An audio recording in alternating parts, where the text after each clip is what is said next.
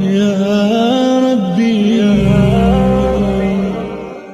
So if you have any frag, please send them to us.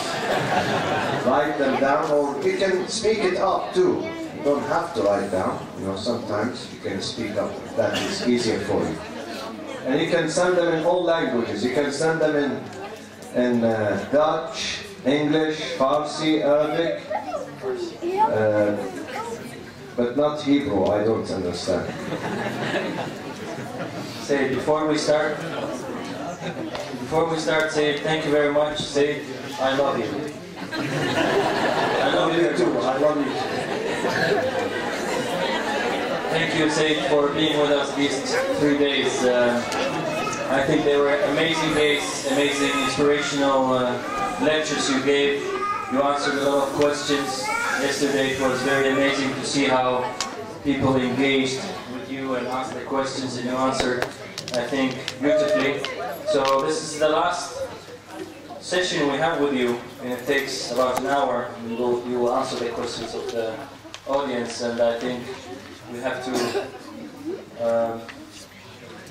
take this chance and ask as much questions as we can. So the first question, sir, say, during this year of Ahlalbait procession, there were some brothers who were trying to prevent that. People who they knew to attend this procession because women were walking up front instead of the men. They told that the people, it was not allowed in Islam. How do you think about this? Bismillah ar-Rahman ar-Rahim. We had Arba'in procession in Los Angeles this year, and I was there. And I asked the organizers to put sisters first, before brothers, before men. Because we have a message to deliver to the American people, to the European people, that sisters are not second-class citizens. And we need to protect them too. So you can't leave them behind, at the back. You have to put them in the front. This is a gesture of respect and honor that we provide for our mothers, daughters, sisters, and wives. So there is nothing wrong with that. Nothing wrong with that. Absolutely nothing wrong with that. And this is what we should do in all processions, during Arba'in and other than Arba'in. When you have a procession, give priority to the sisters first. This is the message that we have to give to the Europeans, Americans, and non-Muslims. That women are precious and valued and protected, and we give them the priority. Thank you very much. Those people also claim that the Prophet doesn't allow that women walk in front of men. This is not true. Did they see for themselves that the Prophet did not allow women? No.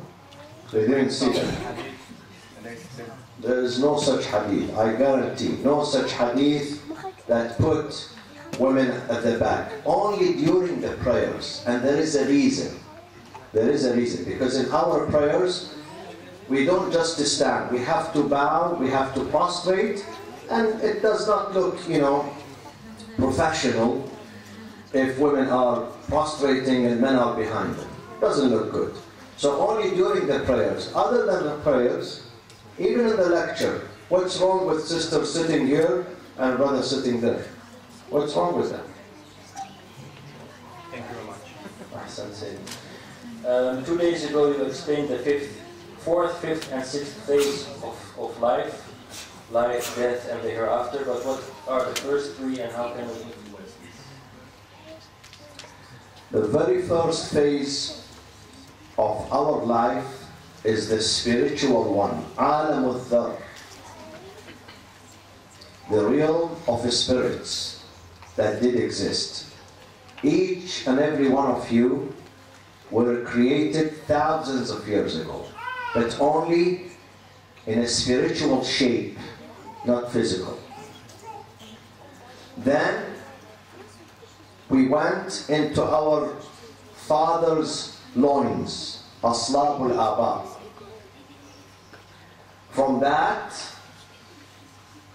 إنا خلقنا الإنسان من نطفة أمشاج نبتليه فجعلناه سميعا بصيرا. Then that drop of sperm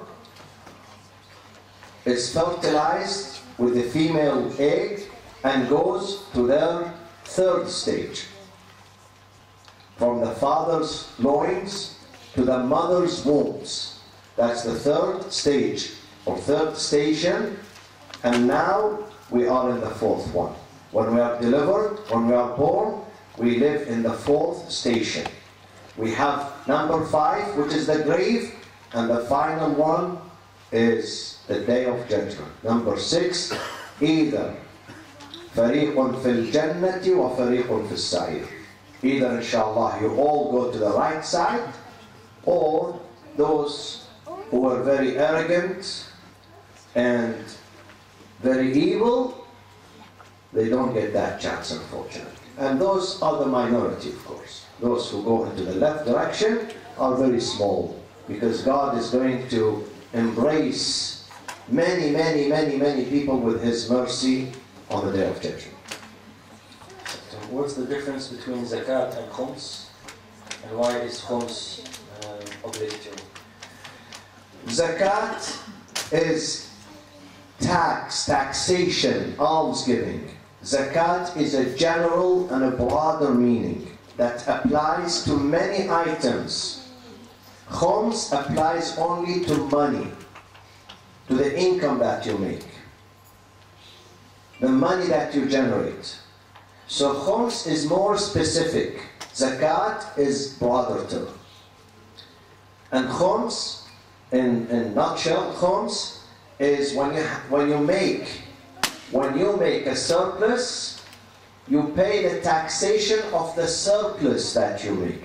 If you don't make a surplus, if you don't have extra money, let's say you make, let's say 50,000 euros a year, and you spend all these 50,000 euros. So you don't have saving, then you don't pay khums. But let's say you make 80,000 euros, you spend 70,000 on your legitimate needs. You have a surplus of 10,000, so you pay 20% of these 10,000, which is 2,000 euros. This is khums. Is it Sayed?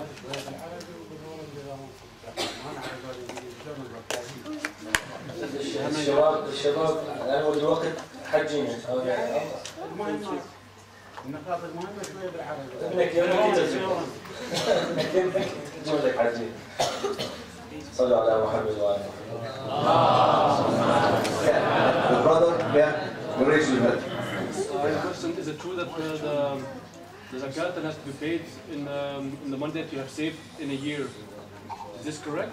The money, you mean the money? Yes.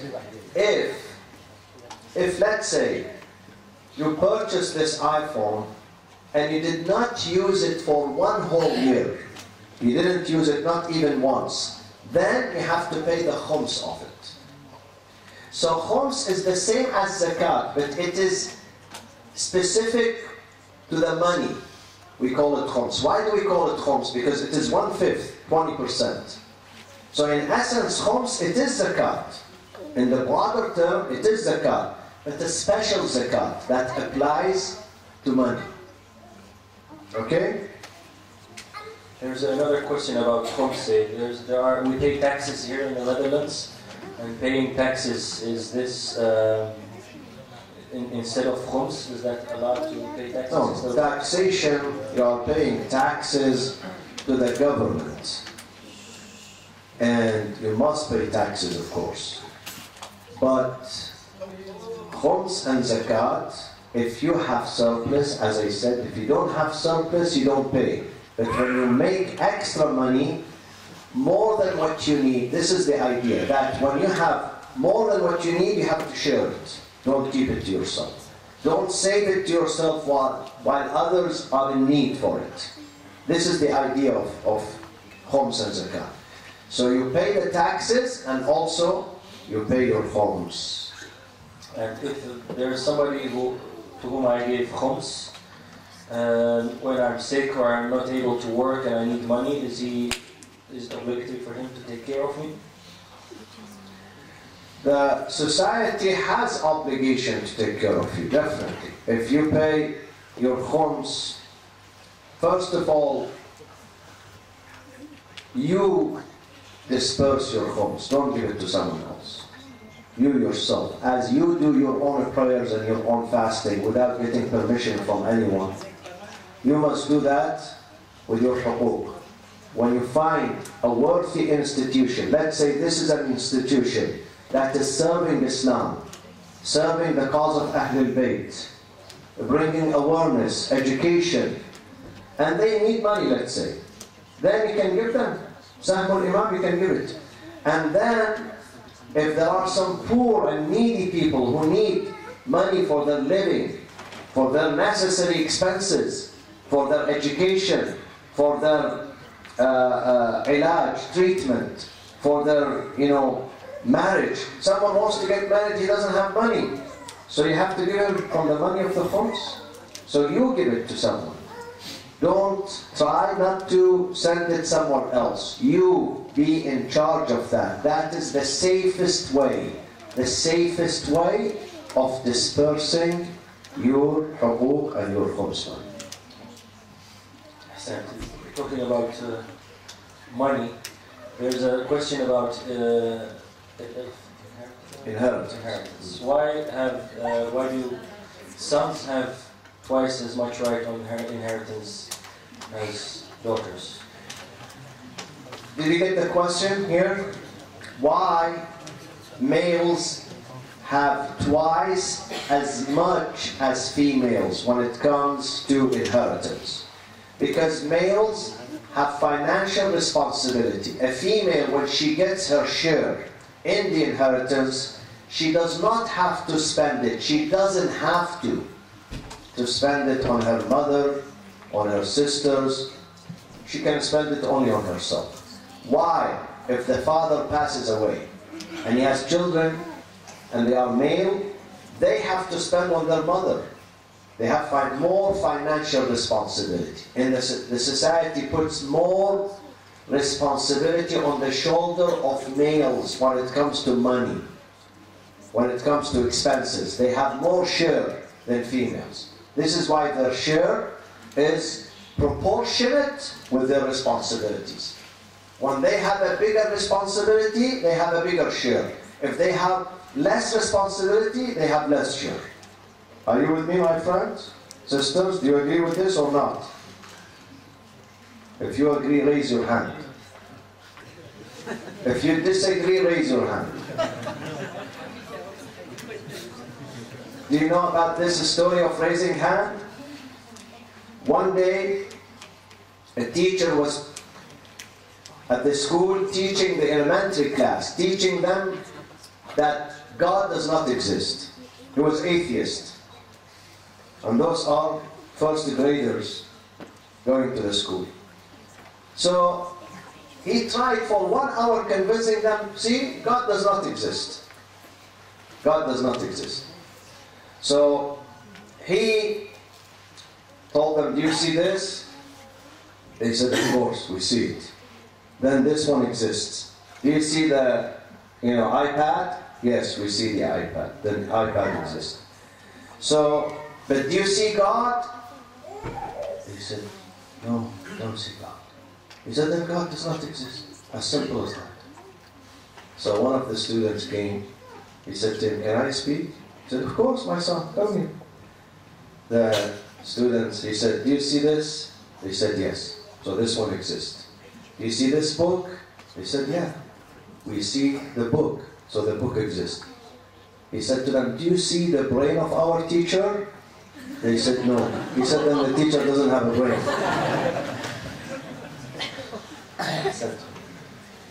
You said in the lecture that we need friends. So what kind of friends do we need? We need good friends. We need reliable friends. We need trustworthy friends. You need friends who are honest. صديقك من صدقك لا من صدقك. There is difference between صدقك and صدقك. صدقك means he okays you. Every time you do anything, he says, yes, good, good, good, good, good, good. He lies to you. Even when you do bad, he wants to satisfy you. He wants to make you happy. So he keeps approving you. Yeah, good, don't worry, good, good, good, good, good. He's not honest. But the good friend is the one who sadaqak, not saddaqak, sadaqak.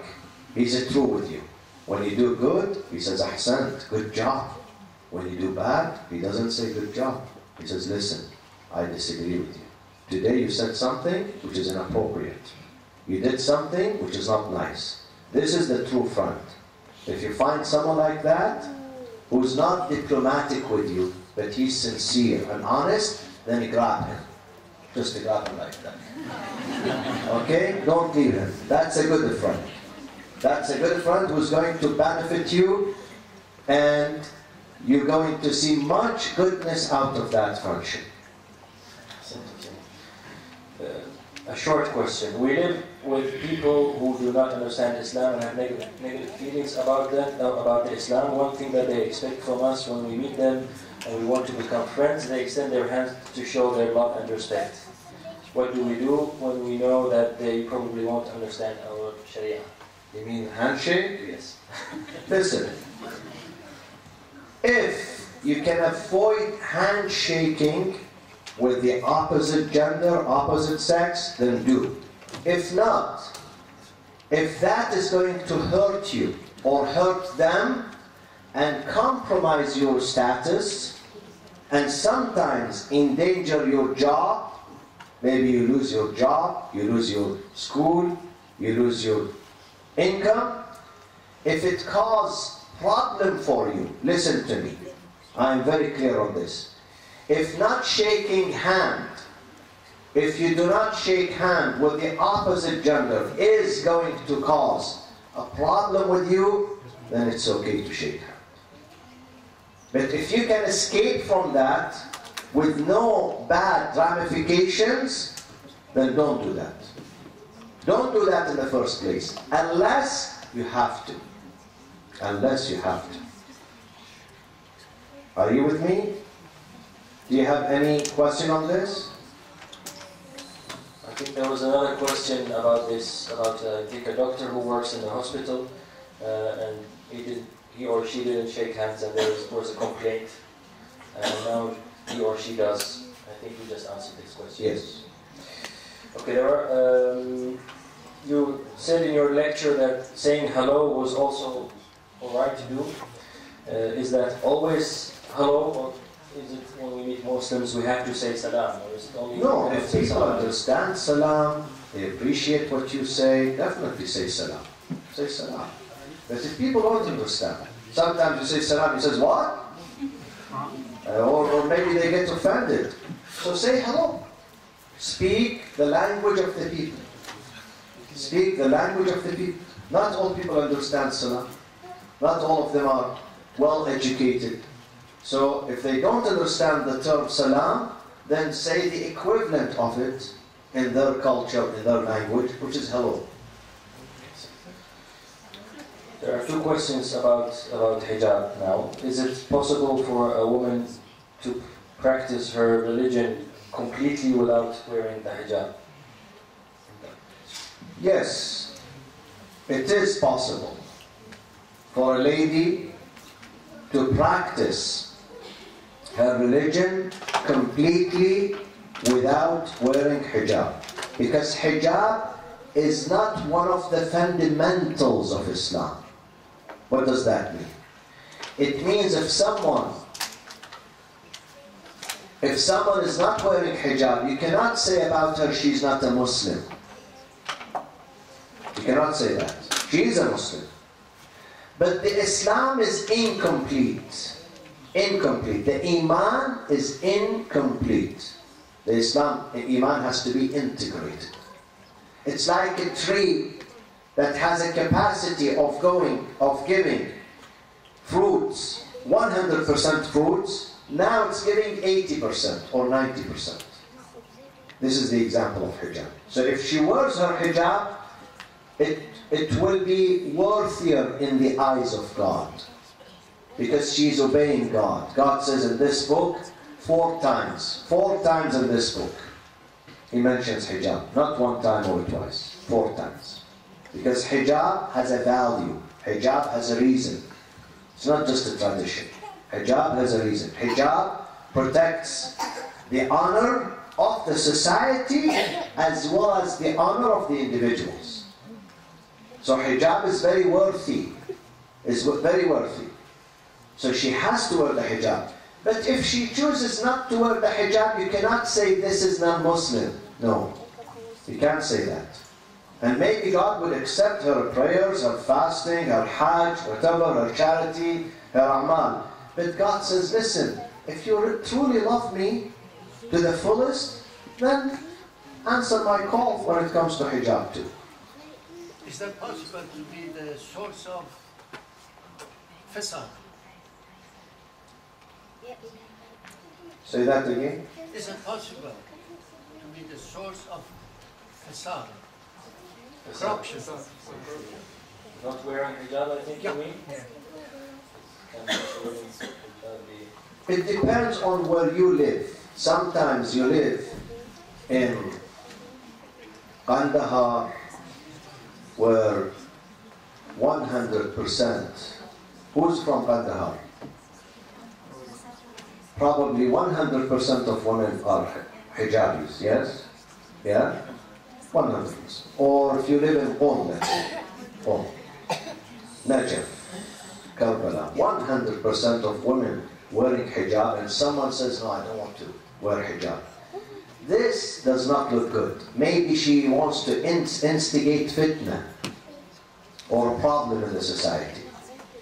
But when she lives in Rotterdam or Amsterdam, okay, or Los Angeles, where 1%, 0.5% of the population wear hijab, then in that case, no, she's not going to be a source of fasad. No. It's not going to... It depends on where she lives, what environment she lives. Sometimes the hijab is the norm. So if she doesn't wear hijab in a culture where the hijab is norm, yes, maybe she's instigating fasad, corruption, fitna.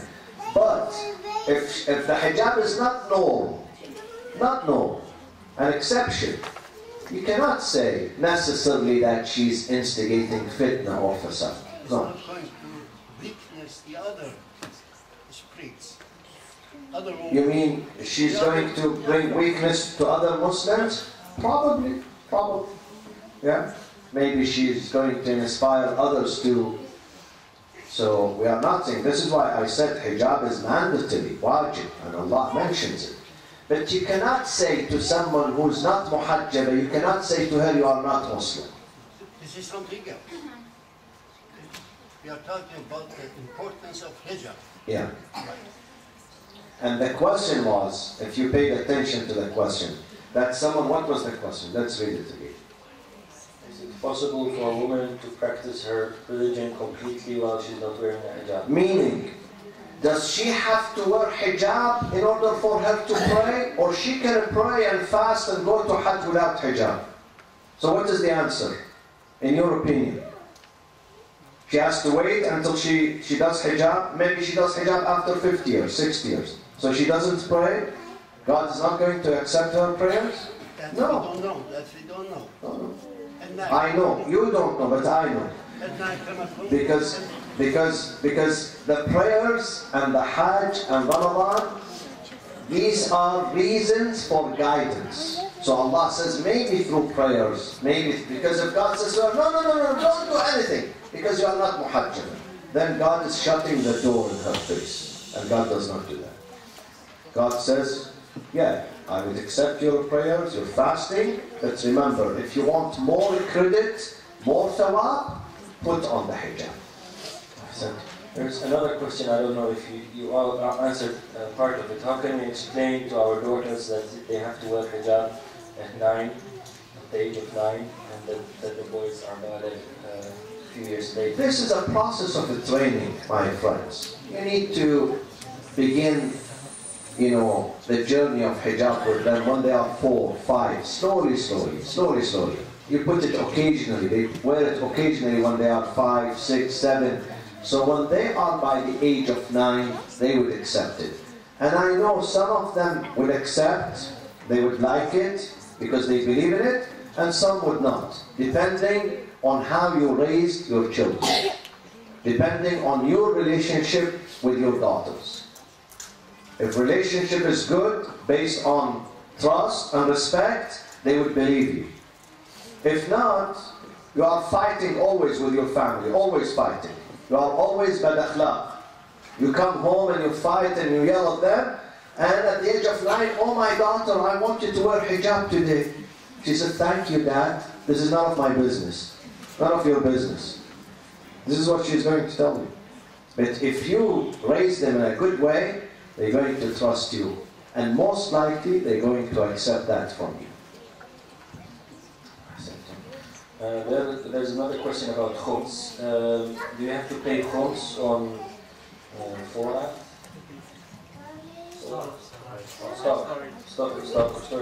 Stocks, when you get the money in your hand, when you receive it and you have access to it, when you have access to it and you made a profit, then you pay.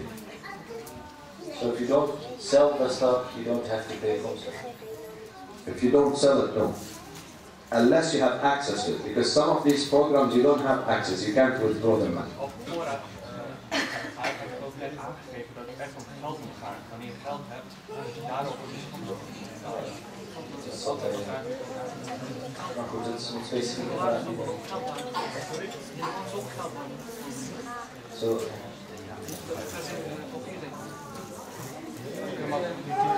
Wil jij een fonds op je telefoon betalen?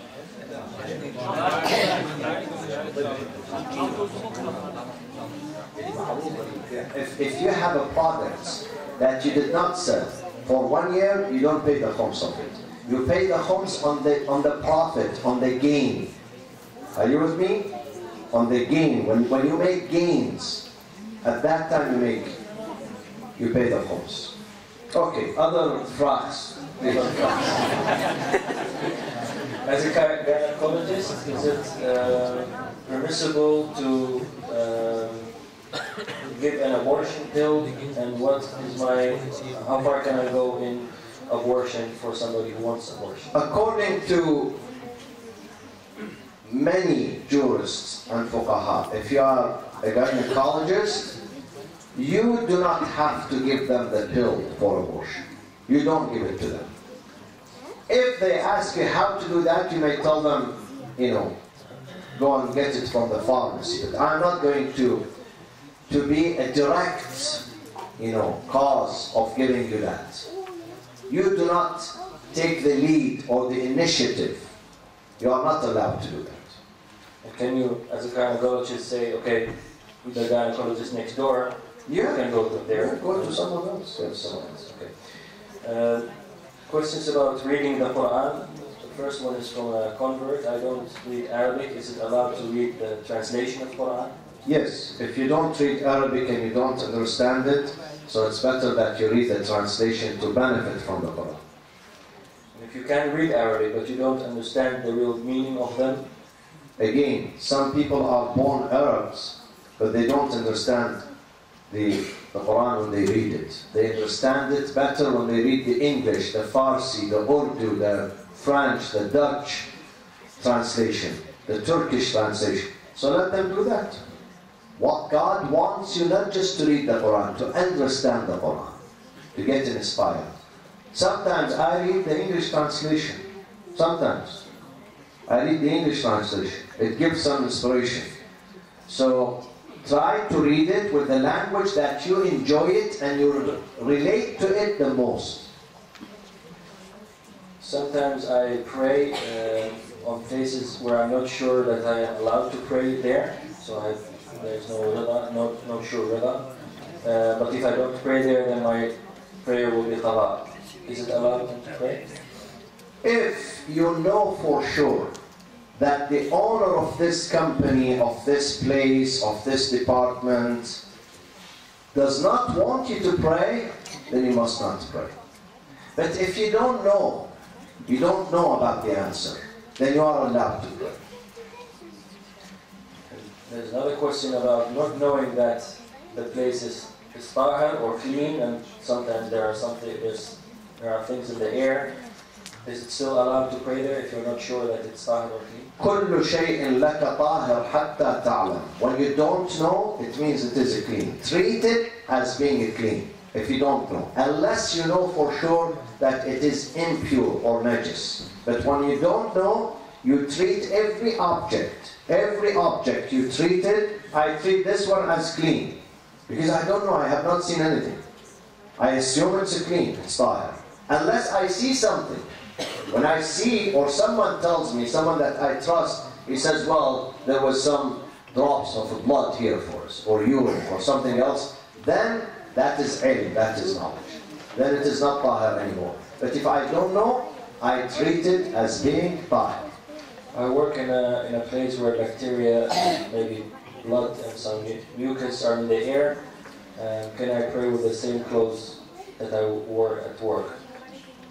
If the blood is at your garment, your dress, then no. You are not allowed. You have to have a clean dress. But if the blood is, let's say, in the air, floating in the air, let's say, or next to you, then that is okay. Brother. Yeah, it was about a leather wallet. Is it allowed to have a leather wallet inside of your pocket? To carry the leather which is not from the biha, it's okay to carry it, because there is a difference between wearing and carrying. Wearing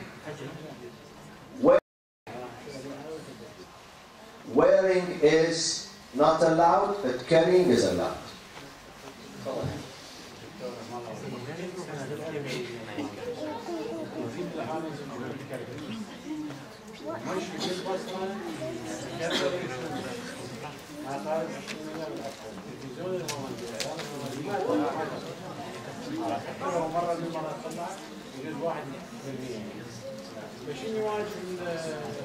الشيعة وبالخصوص الشباب الشيعي هون المحكومين باعتبارهم يعني الحرية والديمقراطية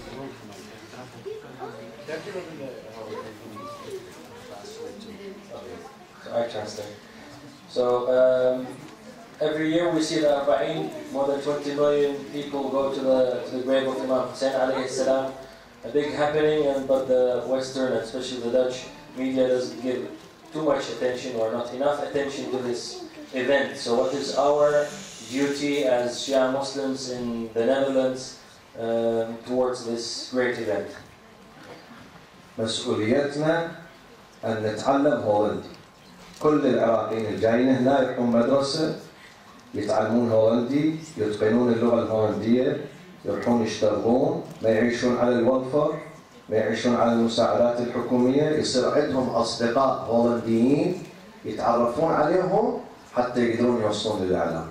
إذا يبقى العراقي والأفغاني والمغربي في هالبلد وهو مو جزء من هالبلد، لا يعرف لغة البلد، لا تفكير البلد، لا عنده أصدقاء، بعد 500 سنة الإعلام الهولندي ما يدير بال لا لل40 ولا لغير ال40. مو كلهم، آبائهم ما يحجون، ولذلك ما يفيد. كل واحد ألا تزر وازرة وزر أخرى. كل واحد لازم يتعلم. كل واحد يعيش في هالبلد. Every single person who lives, every single person who lives on this soil has to learn the language of this country. If one day I would come and live in the Netherlands, definitely I'm going to learn. Definitely. English would not be enough for me, because I need to relate to the people. I need to communicate. So we have to learn the language of the land. In order for us to be effective and influential, we must learn the language and the thinking of this country and those people here. Don't marginalize yourself and then complain, oh, they don't take care about Muslims, they don't mention them in the media. Why do they mention if Muslims are nothing? When Muslims, they are important, they are engaged, they consider the Netherlands their home and their country, then the media is going to take care of you. هذا بعدين إن شاء الله، بعدين لأنه هواي عندنا أسئلة ونريد نوصل إليها، بعدين إن شاء الله عندنا وقت. There's a question about tattoo. On which part of the body is tattoo allowed according to Sayyid Sistan? By the way, there is a next door tattoo shop here, you know?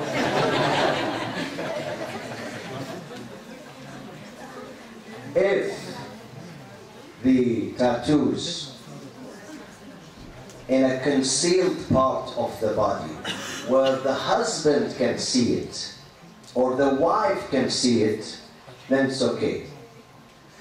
But if the tattoo in a place where the public have access to it too, whether it's for male or female, then it is not befitting, it's not appropriate for the character of a good believing Muslim, male or female, to wear it.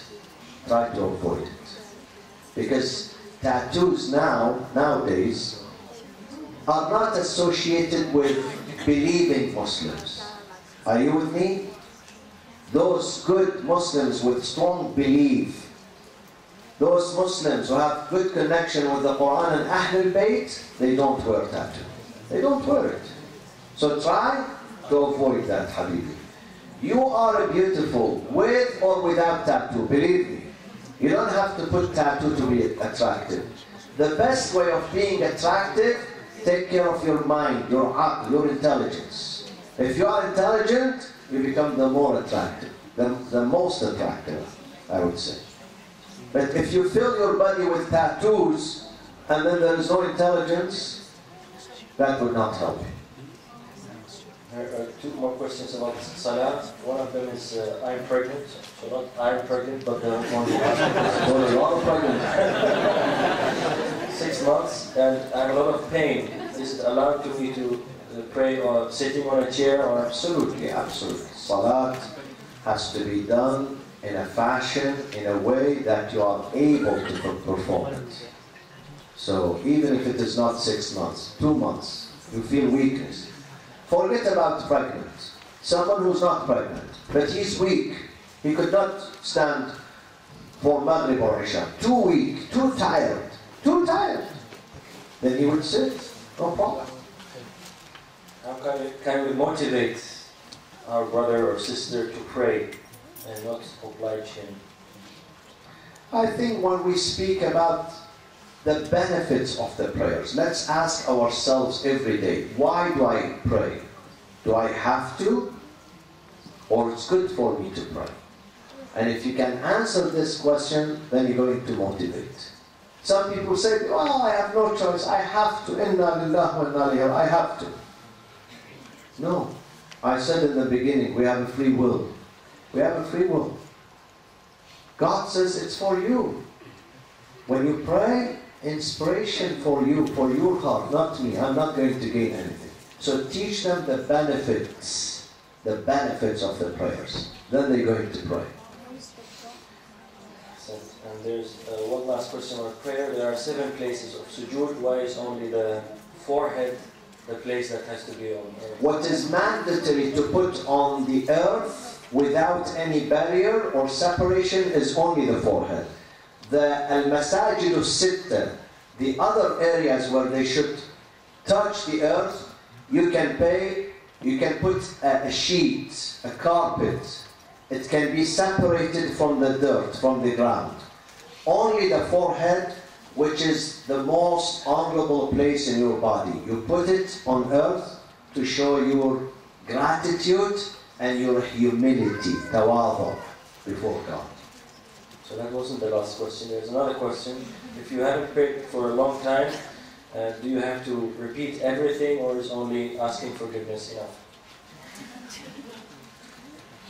If you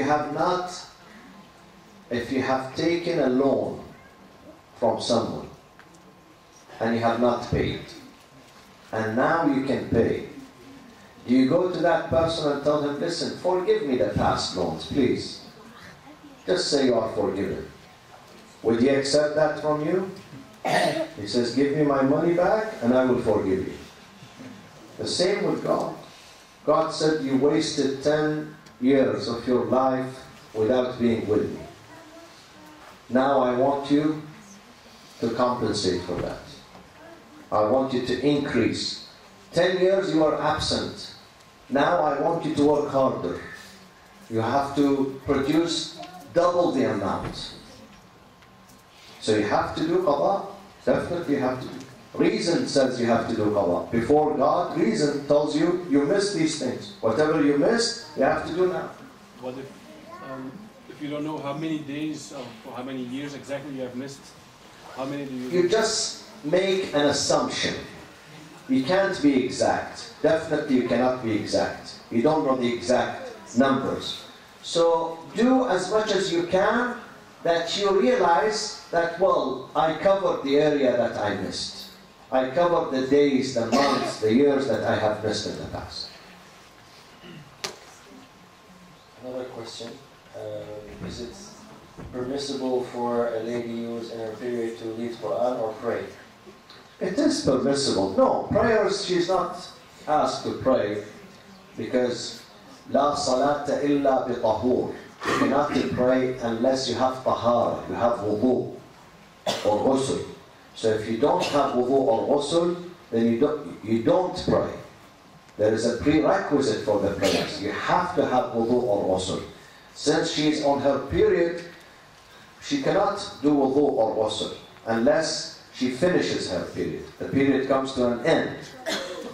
But Quran, yes, she can recite Quran without touching the pages or the verses of the Quran. What is our obligation? By the way, during the time of the prayers, she can sit in her sanctuary mihrab. Let's say she has a piece of carpet, prayers rug. It is mustahab for her to sit there and do tasbih. Subhanallah, walhamdulillah, wa la ilaha illallah, wallahu akbar. So she glorifies God because she cannot pray, so she replaced that during her period with tasbih. Or reciting dua, so yeah. What's our obligation towards following a marja? And what's the big difference between the marja? The big difference between the maraja, only God knows about it, believe me. I know nothing about that. But inshallah, they are all brothers and friends with each other, and they work for the same cause, inshallah, and Allah will be happy and satisfied with them. And we have to respect all the scholars and the maraja, of course. But to know your ahkam, either you have a choice of either you study and you become an expert, then you don't have to follow a marja. But if you don't have time to be an expert and to know the details of the ahkam, then you better follow an expert. And this expert is called marja. Marja means reference. I go to him. When I don't know, I ask him. That's it. So you can choose a marja that you are happy with him and follow his ahkam.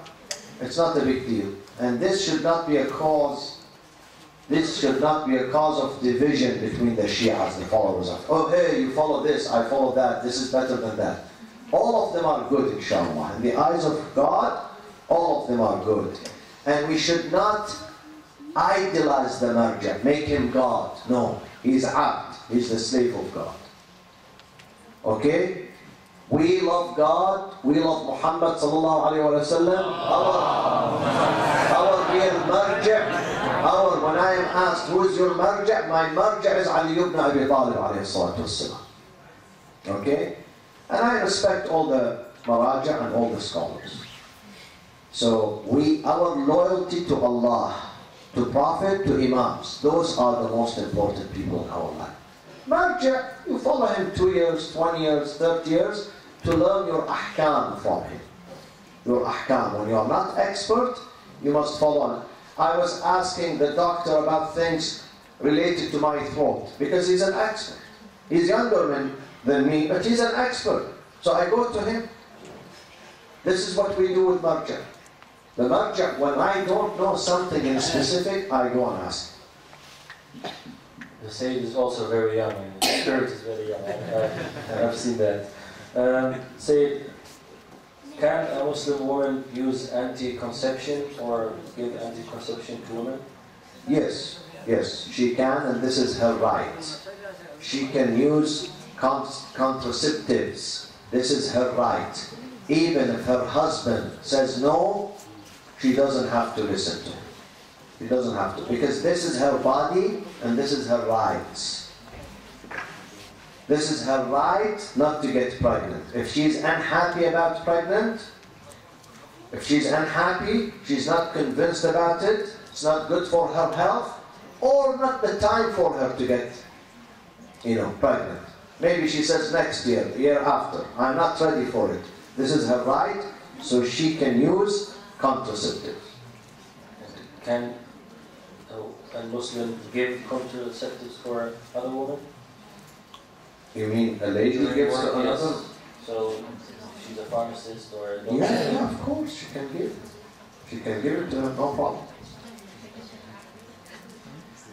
There is a question about being... in Iran, at one time, they started giving, I don't want to mention that, clearly, contraceptives to men. Where? Do you know where? In the masajid. They distribute that to men. Oh, use this at home, don't.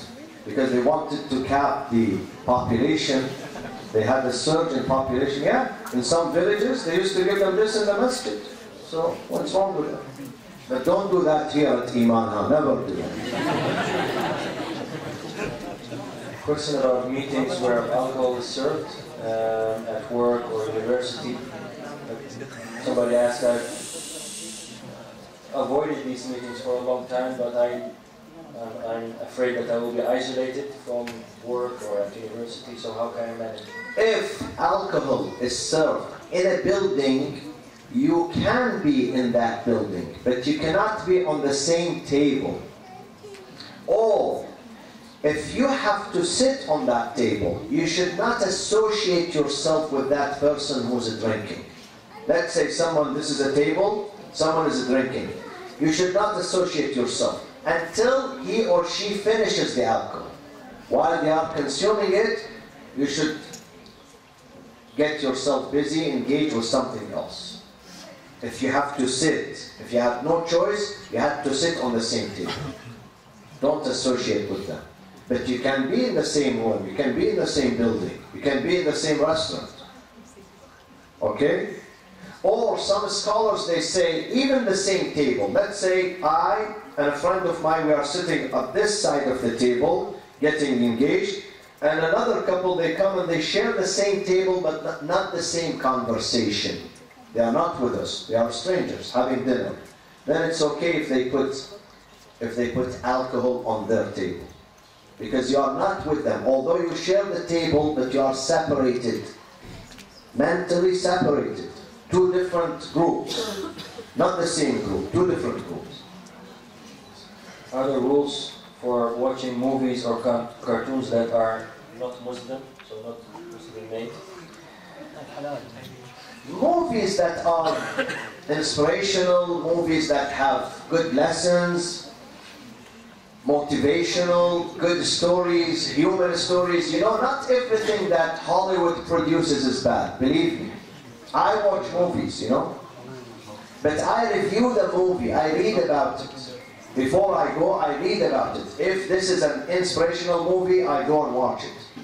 If not, about crimes and, action movie, I don't like these. I don't like, I'm tired of this. I need a beautiful story. Beautiful, there are many better. There is a new movie in America, I just watched that movie before I came. It's called Loving. It's a very inspirational story. It is about the interracial marriages between blacks and whites. This story took place, back in the 50s. A white guy married a black woman, and she got pregnant, and they were imprisoned. They put them in jail because they were not allowed. The black were not allowed to marry white. So they took their case to the Supreme Court. After many years, they succeeded. and it was a law. It was a law that it's okay for the black to marry the white. Beautiful story. And it's very inspirational. Very inspiring, and you feel sorry for their suffering, you know. These are good movies. The movie that has a message of tarbiyah, message of inspiration, go and watch it. Even if non-Muslims do that. Not everything non-Muslims do is bad. Neither everything some Muslims do is good. Sometimes, listen to this statement. Sometimes, some of the things that non-Muslims do is better than many things that some Muslims do. So we do not judge things by, well, this company is Muslim company, or this shop is Muslim, or we look at the content. If the content is virtuous, is good, then you do it. We have just less than 5 minutes left, Sayed. So the question is, what's the philosophy of the fact that a woman cannot marry a non-Muslim, but a man can? No, a man cannot marry a non-Muslim. This is misconception. A Muslim man cannot marry a non-Muslim female unless she converts to Islam. Do you know that or not? When they come to my mosque, a Muslim man bringing a non-Muslim, I tell him, sorry, I can't do this for you. Because you have to be on the same page. There should be intellectual, religious, spiritual harmony and compatibility between you. So if you are Muslim, she's Christian, or she's something else, tomorrow you're going to fight among yourselves. Tomorrow when you have kids, you're going to fight whether to send the kids to the mosque or the church. So better than fighting tomorrow, let's settle it today. Tell her about Islam, and sometimes I tell them, I don't do the marriage for you now. Go tell her about Islam, after 3 months, come back. If she's ready to convert, I would be more than happy to do the marriage for you. So this is a misconception that Muslim man can marry a non-Muslim. No, it's not. Sorry, a question about that. The Quran is very explicit about a Muslim man marrying a Jewish or a Christian woman. No. No. This ayah, just listen to this. This is the last Hababat. Just listen to this. Islam says, اليوم وحل لكم الطيبات وطعام الذين أوتوا الكتاب حل لكم وطعامهم حل لكم والمحصنات من المؤمنات and also أهل الكتاب. This has been abrogated by a verse that says وَلَا تُمْسِكُوا بِعِصَمِ الْكَوَافِرِ. Do not marry someone who's not Muslim. And I did my master thesis on this subject in particular, 15 years ago. I did my master thesis on whether we are allowed to marry the people of book or other than the people of book or not. According to the 5 madahib, not just the Ja'fari. According to the Hanbali, Hanafi, Maliki, Shafi'i and Ja'fari. I did this. So we are not allowed to marry unless they convert. What is the definition of kafir? Kafir is the one who rejects one of the fundamentals of religion. So someone says, Ashhadu an la ilaha illallah. I believe in God, but I don't believe in Muhammad Rasulullah. Or someone says, Ashhadu an la ilaha illallah wa ashhadu anna Muhammad Rasulullah, but I believe this book is not from God. If he believes that this Quran is from not God, this is kafir. These are the fundamentals of usuluddin. So if he rejects one of the fundamentals of religion, he becomes kafir. Question about reaching ikhlas during our deeds. Is there a way to reach ikhlas in our deeds? I need someone to teach me that, to teach me ikhlas. So I'm not in the best position to teach people about it. There's only room for one question about hijab. how is the best way to explain to non-Muslims hijab concept? The concept of hijab is very critical in Islam. Many Muslims, and of course non-Muslims, ask why you are wearing this. And you have to know the answer. And you have to convince yourself first, my sister. You have to answer this question yourself. Why do you wear hijab? If you can't answer it, then you are being forced to wear the hijab. You don't love the hijab, but you have no choice. Because your father is forcing you, your husband is forcing you, the society is forcing you. Why do you wear hijab?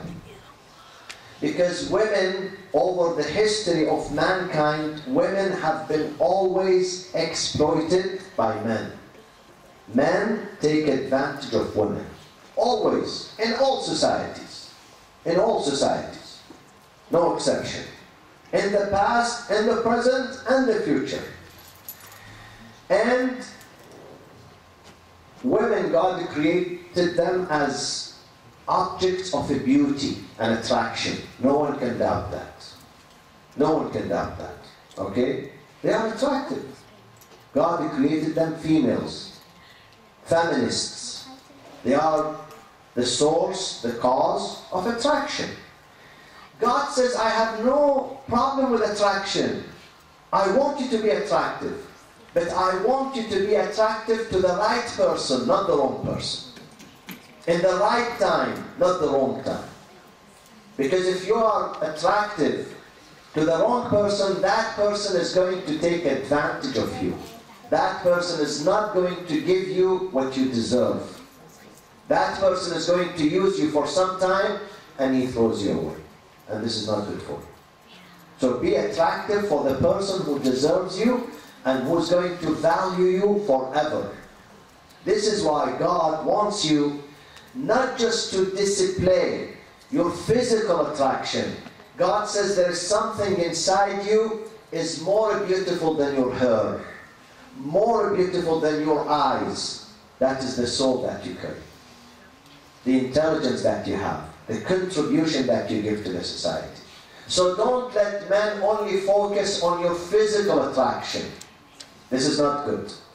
Let them focus and search for your inner attraction, for your spiritual attraction. Are you with me? You have values. If someone says, listen, I just love you because you are physically attractive, in fact, this guy is insulting you. He's not respecting you. But if he says, I like you because of your intelligence, I like you because of your heart, you carry human, true human heart, this one is really admiring you. And God does not want people to love you just because of how you appear. Not just because of your hair, your eyes, your skin, your body, your structure. This is not good. God wants people to respect you because of the real things that you carry. And real things, they don't go away. Physical attraction one day is going to go, believe me. When we start aging, we lose that one. If you don't believe me, look at your grandmother and grandfather. Okay? With all due respect to them, we love them, of course. But they are not physically attractive. But why do you love your grandmother? Because she's spiritually attractive. Because she's good, she's kind. You don't love her. Some of them are 90 years old, but you still love them. Not because of her. She doesn't have any hair anymore, you know. Okay? But you love her because her inner beauty. God says this is what counts. This is what remains. فَأَمَّا الزَّبَدُ فَيَذْهَبُ جُفَاءً وَأَمَّا مَا يَنْفَعُ النَّاسِ فَيَمْكُثُ فِي الْأَرْضِ كَذَلِكَ يَضْرِبُ اللَّهُ الْأَمْثَالَ. Try to capitalize on the genuine things, not the physical things. Physical things, they come and they go. They come and go.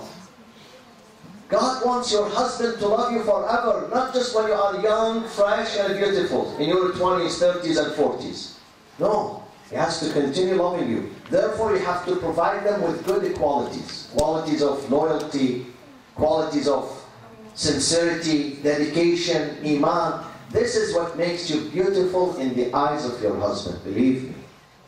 Believe me. Trust me on this issue. Because sometimes I've seen people who come to me, listen, Abu Amir. Sometimes they come to me, they are very, the man is very handsome, his wife is very attractive, but they don't love each other. And I say, why? Look at her, wow, she's an angel. Look at him. Why they don't love each other? We have a problem now in America, it's in the news every single day. 2 couples are divorcing each other. One of them is Brad Pitt, the other is Angelina, what? Angelina Jolie? Yeah. Have you seen both of them? These are God's wonders on earth. Believe me. But why? Why they are going to court? Why? You know this Thanksgiving, we have Thanksgiving holiday in America. All people get together. All families, they get together. Even if you don't see your parents throughout the year, you go during. But those couples, they were away from each other. Why? They are attractive.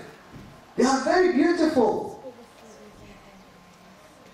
But because there is they don't appreciate each other's inner values. So this means that physical attractive, one day, if you don't have inner beauty, physical attractive is not going to help you. It's not going to help you. Even if your wife is a beauty queen, she's not going to look beautiful in your eyes. Are you with me? Because the beauty begins in the heart. When you love the qualities of the people inside, you fall in love with them. That's the real love. And that's what Islam wants to happen. And that's why hijab is important. So we don't put the focus on the physical side. We focus on the spiritual side.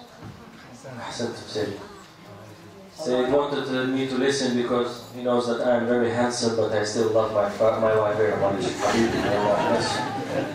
Well, handsome is akhlaq, and I'm enchanted with him, Habibi. Say this and one. I love Amir too, mashallah. Where is Amir? Is he asleep? He's playing somewhere. Thank you very much, Sayed, for these inspirational days. I've met a lot of people, but you are very inspirational for me, and I think for all the audience, I've had 3 fantastic days actually with you, and I hope that you will visit us much more and much more. I want to thank also the audience for listening. Say, there is no way to thank you enough. So, but we have a little present for you. It's just to think of us and to think of the Netherlands. So these are Thank you so much. I appreciate it. Shall I open it here? Or? You can open it, maybe. I don't know if the American way, they open it like, wow, this is beautiful. This is an artwork. And it's very expensive. We were at the museum today, and these things are very expensive. But not more expensive than easy. I'll have my coffee every day with it, inshallah. Shukran, shukran. We have more items, mashallah. We have more items here. Beautiful. Shukran. Thank you so much. Thank you for being I'd like to thank Iman Center and the management here for allowing us to use this beautiful, clean, nice place tonight. May Allah bless you and give my regards to the elder ones who run this place and the younger generation. And I'd like to thank the sisters. I know some of you drove long distances to make it here tonight, and also I'd like to thank the brothers and the Ahlalbait Jongeren. See, I speak Dutch. May Allah bless them, protecting them. I spent my most beautiful hours and days and nights with you during these 3 days. So, and I'm going to go back to LA, but I would carry your love and these beautiful memories in my heart. I will keep them and cherish them, inshallah. And thank you so much. May Allah protect you all. وصلى الله وسلم على سيدنا محمد وأهل بيته الطيبين الطاهرين.